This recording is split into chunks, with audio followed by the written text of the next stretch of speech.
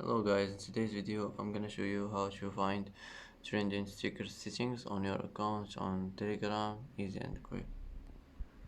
First click on the three lines and click settings, and now click short settings. Now here you find it on stickers and emoji settings, and as you see here you will find this trending stickers. Just click on it and here you can add any pack of stickers you want, and that's it for today. And that's it for today's video.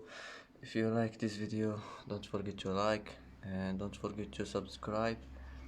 I hope this video is helpful for you, and thanks for watching until the end, and see you in the next video.